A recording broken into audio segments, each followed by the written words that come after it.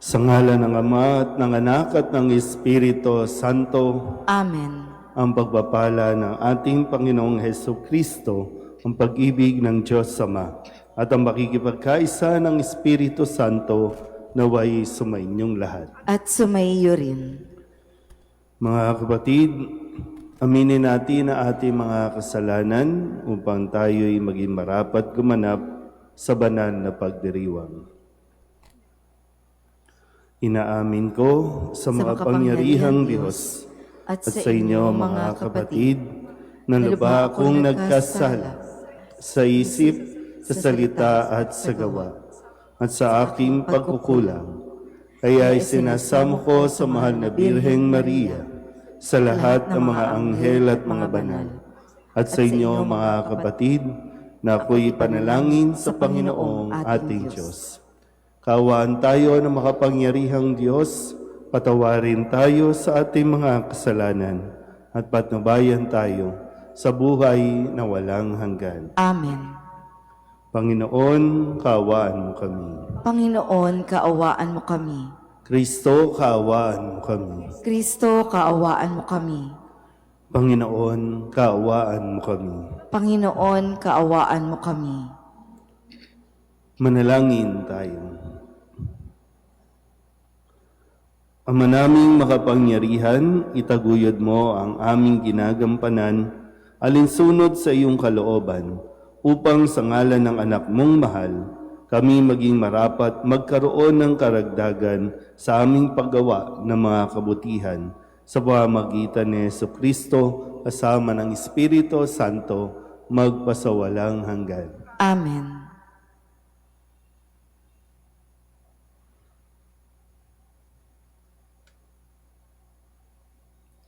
Pagbasa mula sa ikalawang aklat ni Samuel. Nang magtagsibol, panahong angkop sa digmaan, pinalabas ni David ang buong hukbo ng Israel sa pangunguna ni Joab at ng iba pang mga pinuno. Pinuksa nila ang mga Amonita at kinugkop ang Raba. Si David ay nagpaiwan na sa Jerusalem. Isang hapon, natulog si David. Nang siya'y magising, umakyat siya sa bubungan ng palasyo at naglakad-lakad. Mula roon, may natanaw siyang magandang babaeng naliligo. Ipinagtanong niya kung sino iyon. Sinabi sa kanya na iyo'y si Batseba, anak ni Eliam at asawa ni Heteyong si Urias. Ipinakuha niya si Batseba. Sinipingan siya ni David at pinauwi pagkatapos.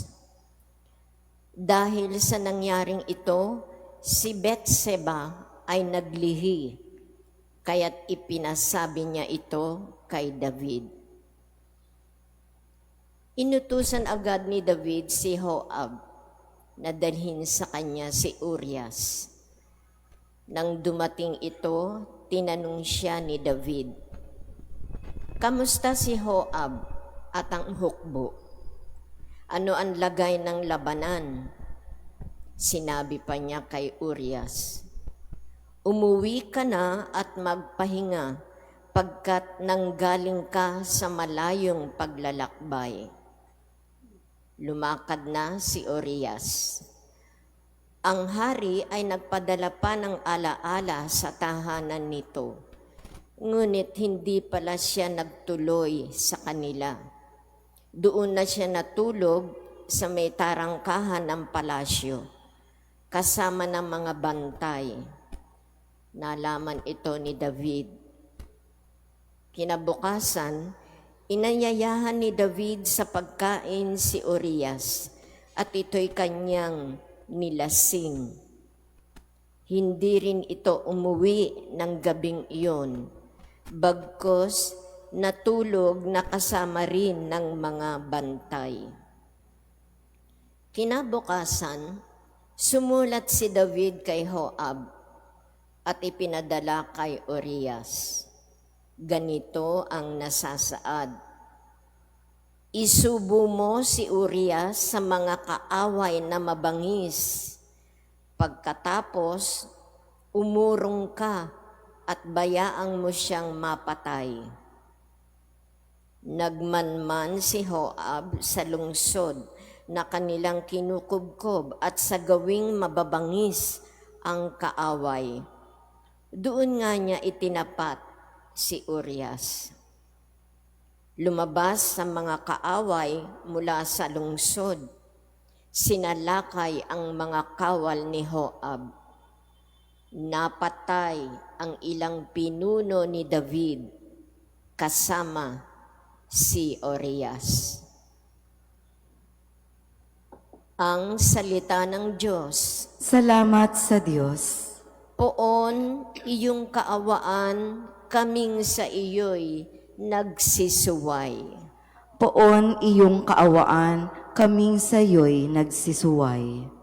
Ako'y kaawaan, o mahal kong Diyos, sang-ayon sa iyong kagandahang loob. Mga kasalanan ko'y iyong pawiin, ayon din sa iyong pag-ibig sa akin. Linisin mo sana ang aking karumihan at ipatawad mo yaring kasalanan. Poon iyong kaawaan, kaming sa iyo'y nagsisuway. Ang pagsalansang ko ay kinikilala. Laging nasa isip ko at ala-ala. Sa iyo lang ako nagkasalang tunay, at ang nagawa ko'y di mo nagustuhan. Poon iyong kaawaan, kaming sa iyo'y nagsisuway. Kaya may matuwid ka na ako'y hatulan, marapat na ako'y iyong parusahan. Ako'y masama sa buhat ng iluwal. Makasalanan na nang ako'y isilang. Poon iyong kaawaan, kaming sa iyo'y nagsisuway. Sa galak at tuwa ako ay puspusin, muling babalik ang galak sa akin. Ang kasalanan ko'y iyon ang limutin, lahat kong nagawang masamay, pawiin. Poon iyong kaawaan, kaming sa iyo'y nagsisuway. Tatayo na po ang lahat.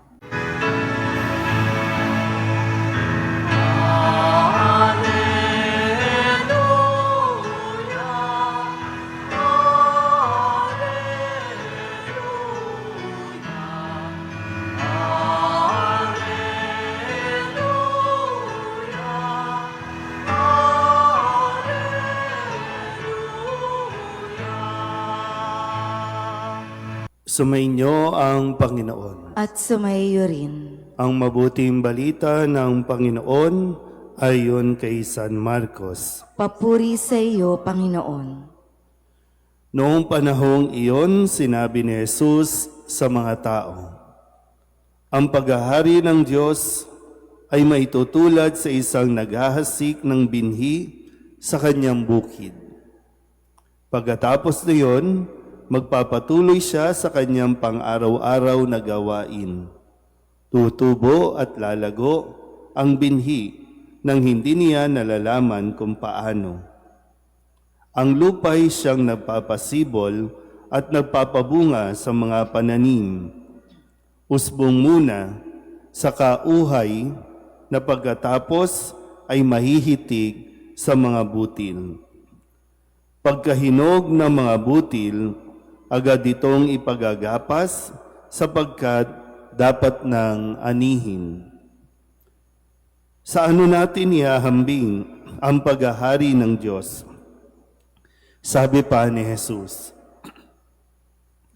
anong talinghaga ang gagamitin natin upang ilarawan ito? Tulad ito ng butil ng mustasa na siyang pinakamaliit sa lahat ng binhi. Kapag natanim na at lumago, ito'y nagiging pinakamalaki sa lahat ng puno ng gulay. Nagkakasanga ito ng malalabay, ano pat ang mga ibon ay nakapamumugad sa mga sanga nito. Ang salita'y ipinangaral ni Jesus sa kanila sa pamamagitan ng maraming talinghagang tulad nito, ayon sa makakaya ng kanilang pangunawa. Hindi siya nangaral sa kanila nang hindi gumagamit ng talinghaga.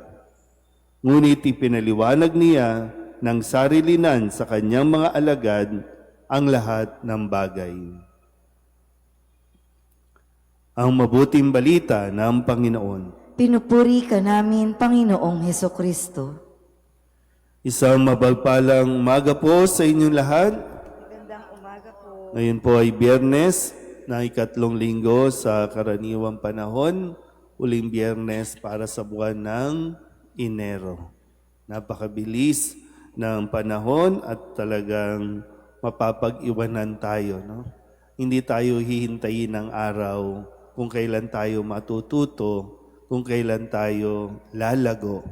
Lilipas ang araw na sa atin kung paano natin ini-improve ang ating mga sarili.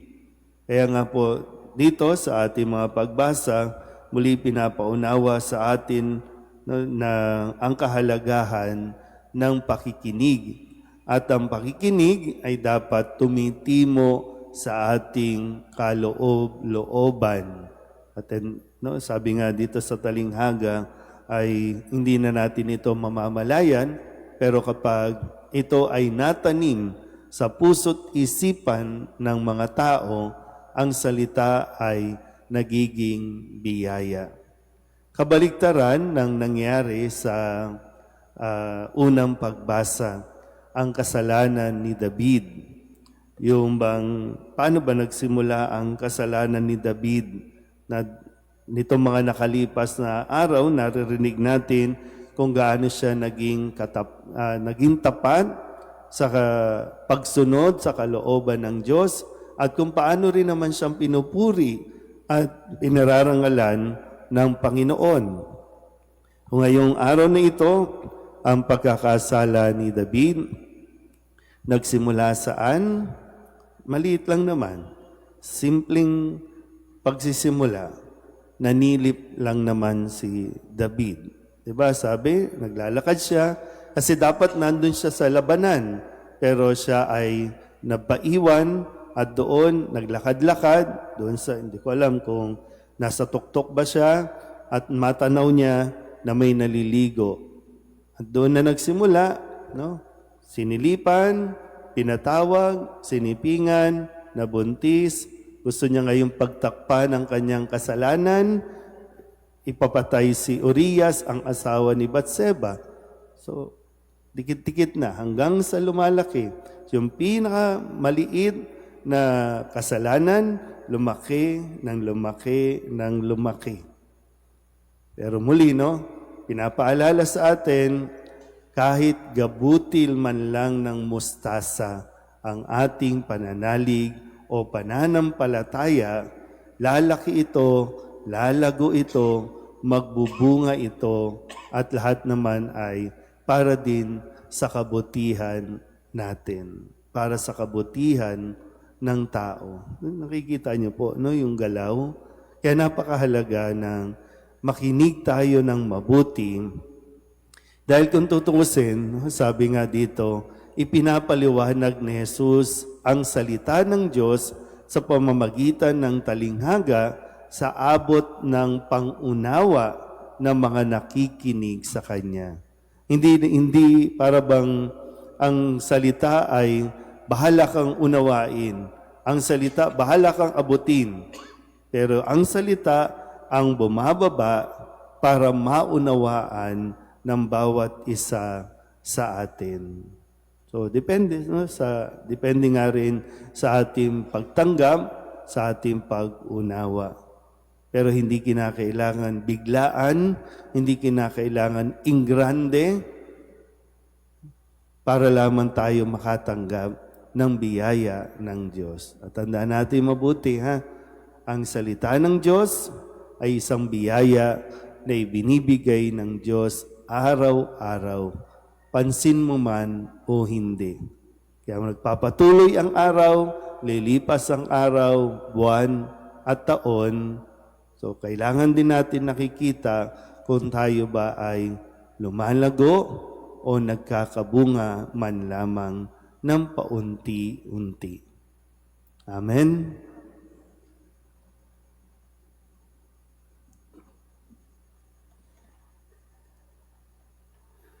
Puno ng pag-asa at pananalig, manalangin tayo sa Diyos Ama na nagnanais na lumawak pa ang kanyang presensya sa ating buhay. Ang ating pong itutugon, banal na mga hasik, gawin mong mabunga ang aming buhay. Banal na mga hasik, gawin mong mabunga ang aming buhay. Ang ating simbahan naway patuloy na umunlad at maging simbolo ng katarungan, pag-ibig at katotohanan sa daigdig. Manalangin tayo sa Panginoon. Banal na manghahasik, gawin mong mabunga ang aming buhay. Bilang isang komunidad, naway hindi tayo maging pabaya sa ating buhay pananampalataya. Bagkus, asamin natin ang Diyos araw-araw, maging sa mga pagsubok at paghihirap. Manalangin tayo sa Panginoon.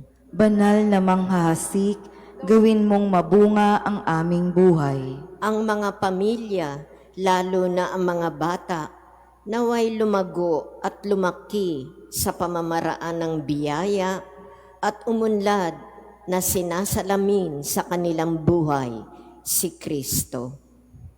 Manalangin tayo sa Panginoon. Banal na manghahasik, gawin mong mabunga ang aming buhay. Ang mga may sakit naway lumakas sa pananampalataya sa pamamagitan ng kanilang pagbabahagi kay Kristo na kanilang mga pagtitiis. Manalangin tayo sa Panginoon. Banal na manghahasik, gawin mong mabunga ang aming buhay. Ang ating mga mahal na yumao, naway anihin nila ang bunga ng kapayapaan, kaligayahan at katahimikan sa kaharian ng Diyos. Manalangin tayo sa Panginoon. Banal na manghahasik, gawin mong mabunga ang aming buhay. Idulog din natin sa Panginoon ang ating mga personal na kahilingan at mga panalangin para sa ating mga pamilya, kasama din ang mga kahilingan ng mga nanonood sa online. Lahat ng mga misang pasasalamat, special na intensyon, agarang paggaling ng mga may sakit, at ang lahat ng mga kaluluwa na inihiling na ipagdasal sa misang ito.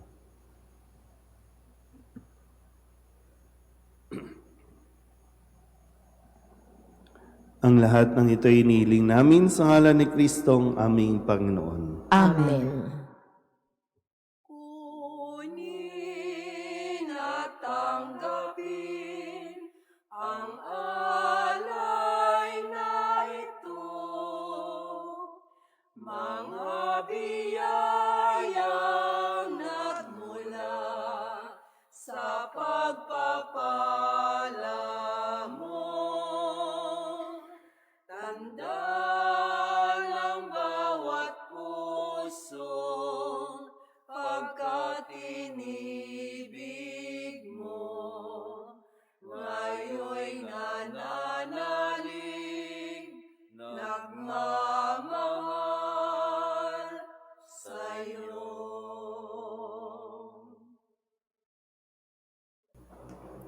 Manalangin kayo mga kapatid upang paghahain natin ikalugdan ng Diyos amang makapangyarihan. Tanggapin nawa ng Panginoon itong paghahain sa iyong mga kamay, sa kapurihan niya at karangalan, sa ating kapakinabangan, at sa buong sambayanan niyang banal.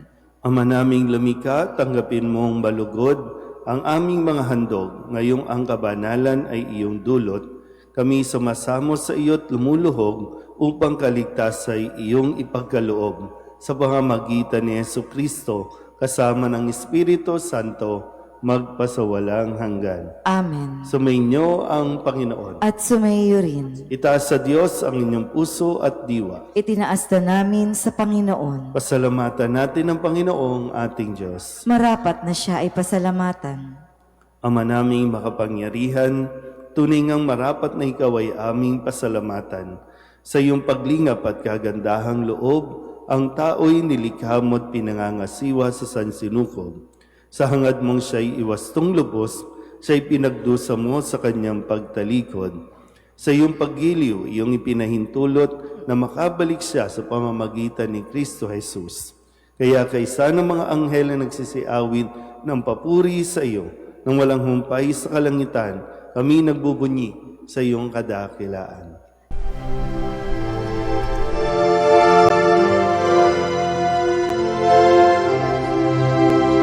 Santo, Santo, Santo, Panginoong Diyos makapangyarihan, napupuno ang langit at lupa ng kalwalhatian mo. Hosana sa kaitaasan, pinagpalang na paririto sa ngalan ng Panginoon. Hosana sa kaitaasan.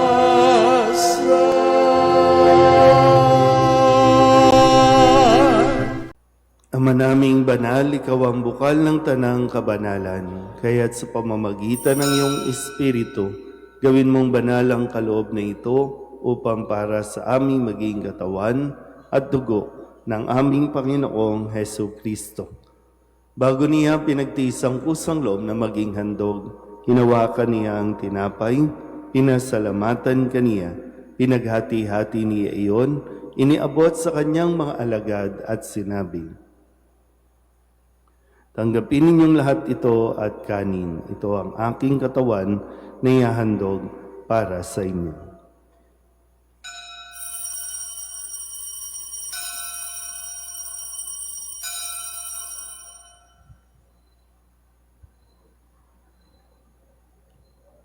Kaya hindi naman ang matapos ang hapunan, inawakan niya ang kalis, muli kaniyang pinasalamatan, iniabot niya ang kalis sa kanyang mga alagad at sinabi, "Tanggapin ninyong lahat ito at inumin. Ito ang kalis ng aking dugo, ng bago at walang hanggang tipan.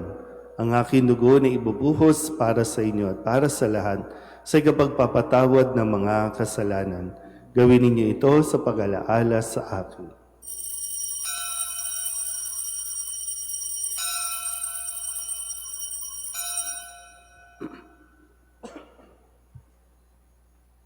Ipagbunyi natin ang misteryo ng pananampalataya. Si Kristo'y namatay, si Kristo'y nabuhay, si Kristo'y babalik sa wakas ng panahon. Ama, ginagawa namin ngayon ang pag-alaala sa pagkamatay at muling pagkabuhay ng iyong anak. Kaya tiniaalay namin sa iyo ang tinapay na nagbibigay buhay at ang kalis na nagkakaloob ng kaligtasan. Kami nagpapasalamat dahil kami iyong minarapat na tumayo sa harap mo para maglingkod sa iyo. Isinasamo namin kami magsasalo-salo sa katawan at dugo ni Kristo ay mabuklod sa pagkakaisa sa pamamagitan ng Espiritu Santo. Ama, lingapin mo ang iyong simbahang laganap sa buong daigdig. Puspusin mo kami sa pag-ibig kaysa ni Leon na aming Papa at ni Jose na aming Obispo at ng Tanang Kaparian. Alalahanin mo rin ang mga kapatid naming nahinlay nang may pag-asang sila'y muling mabubuhay, gayon din ang lahat ng mga pumanaw. Kawaan mo sila at patuloyin sa iyong kaliwanagan. Kawaan mo at paghindapating kaming lahat na makasalo sa iyong buhay na walang wakas. Kaysa ng mahal na Birheng Maria na ina ng Diyos, ng kabiyak ng puso niyang si San Jose. Kaysa ng mga apostol at ng lahat ng mga banal na namuhay dito sa daigdig ng kalugod-lugod sa iyo, may pagdiwang nawa namin ang papupuri sa kararangal mo sa pamamagitan ng iyong anak na aming Panginoong Hesu Kristo. Sa pamamagitan ni Kristo, kasama niya at sa Kanya, ang lahat ng parangal at papuri ay sa iyo, Diyos Amang makapangyarihan, kasama ng Espiritu Santo, magpasawalang hanggan. Amen.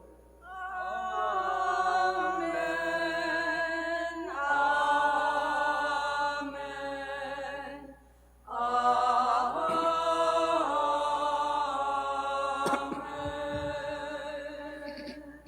Sa tagubili ng mga nakagagaling na utos at turo na Jesus sa Panginoon natin at Diyos, ipahayag natin ang lakas loob.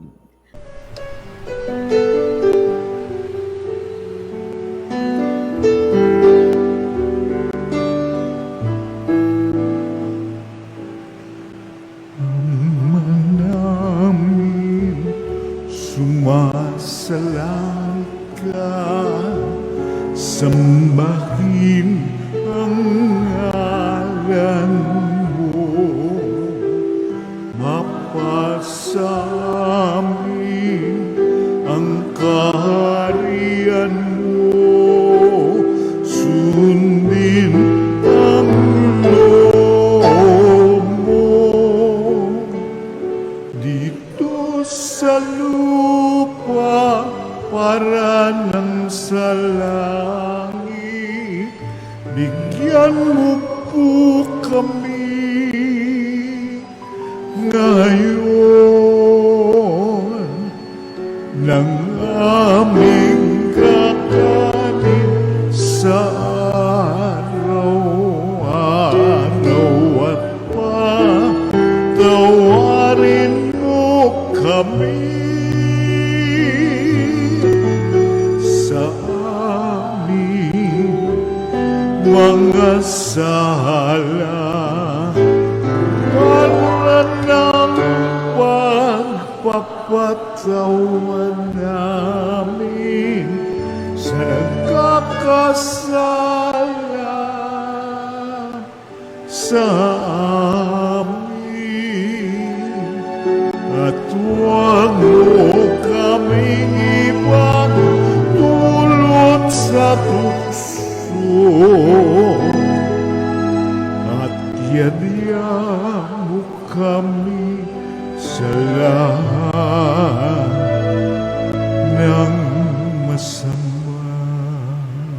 Inihiling namin kami iadya sa lahat ng masama, pagkalooban ng kapayapaan araw-araw, iligtas sa kasalanan at ilayo sa lahat ng kapahamakan, samantalang aming pinananabikan ang dakilang araw ng pagpapahayag ng tagapagligtas naming sa Hesu Kristo. Sapagkat iyo ang kaharian at ang kapangyarihan at ang kapurihan, magpakailanman. Amen. Panginoong Hesu Kristo, sinabi mo sa iyong mga apostol, kapayapaan ang iniiwan ko sa inyo, ang aking kapayapaan ang binibigay ko sa inyo. Tunghayan mo ang aming pananampalataya at huwag ang aming mga pagkakasala. Pagkalooban mo kami ng kapayapaan at pagkakaisa ayon sa iyong kalooban, kasama ng Espiritu Santo, magpasawalang hanggan. Amen. Ang kapayapaan ng Panginoon ay laging sumainyo. At sumaiyo rin. Mabigayan tayo ng kapayapaan sa isa't isa.